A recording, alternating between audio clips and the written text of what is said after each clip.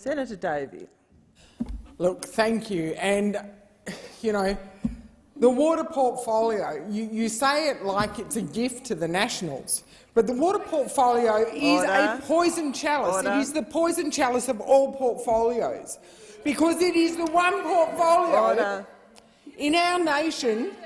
Do you Greens want it? That would be great, because the Green solution is to just add water. That's all the Greens can think about when it comes to managing our environment and managing our waterways. Just add water. Miraculously, it rains, and well, Kenya's got water. I wish I could make it rain. I wish I could make it rain, and I wish that we could stop taking water and still feed ourselves and still clothe ourselves. Would that not be good, Senator Patrick? And, you know, the same can be said for your irrigators, who are fantastic irrigators. South Australian irrigators are very good. New South Wales irrigators are good. We need our irrigation industry. We absolutely need our irrigation industry. It underpins our agricultural production. It underpins our regional communities and our regional economies. And it's these communities and economies who have been absolutely devastated by the just add water approach that the Greens cling to time and time again. I want to remind this chamber what our communities have given in the name of the environment, and it goes way back. Let's talk about the early 90s, when communities in Victoria and New South Wales gave up their right to some water in the name of the environment with the very first environmental water allocation, the Barmah Forest allocation. They gave that water up with no compensation. Then again, in the late 90s, the cap on diversions was put in place, and again, our communities gave up water with no compensation in the name of the environment.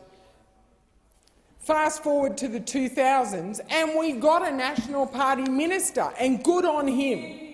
John Anderson did the right thing. He recognised water as a property right. He developed the National Water Initiative, which the Greens are now holding up as the doyen for water reform.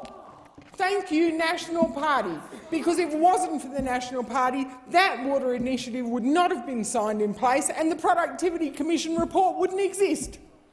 So thank you to the National Party for that. And that is not the only reform the National Party have led.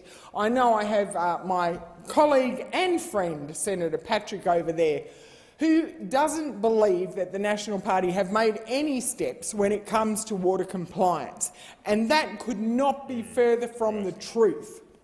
It was the National Party in New South Wales who have implemented the Natural Resource Access Regulator, who is now held up as the compliance cop on the beat in the basin. The National Party has led the way in developing modern telemetric technology to apply to on-farm water storages so that we can manage what we can measure what we manage when it comes to water. We in New South Wales and Victoria have had telemetered and compliant meters for years, since the early 90s, and in fact in my area of Murray Irrigation we have had volumetric caps on our entitlements and metered take since the 60s. So for people down at the south end of the system to stand on a soapbox and try and claim purity when in their districts, up until 2 years ago, they were allowed to take water with no water in their account.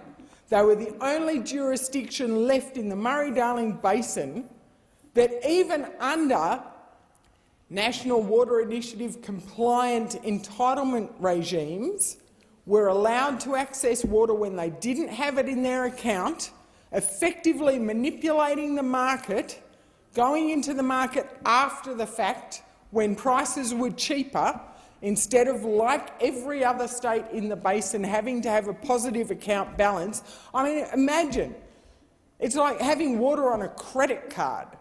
It should not happen, and thankfully, and congratulations, South Australia have taken steps to amend that.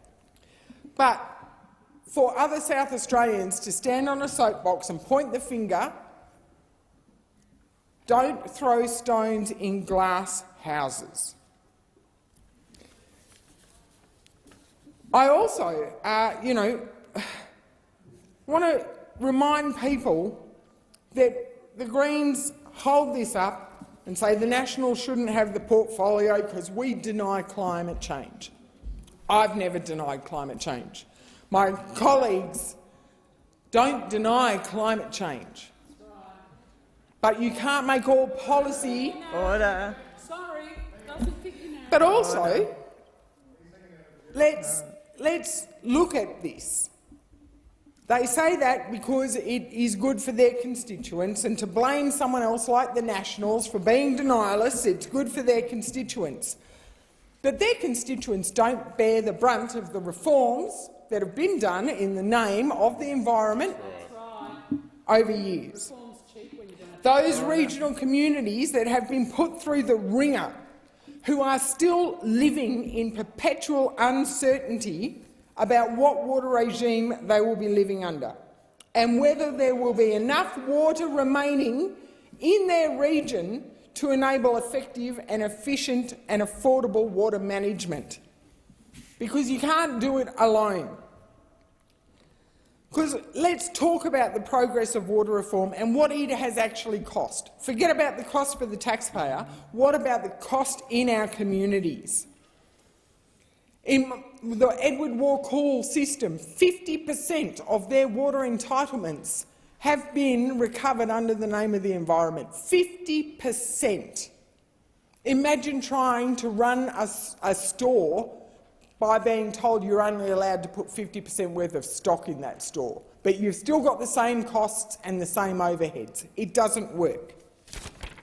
The dairy industry in the Murray region, which includes Victoria, has been decimated by water reform since the 2000s. It has been ongoing, and it has declined 40% since the turn of this century, during the peak of the water reform frenzy.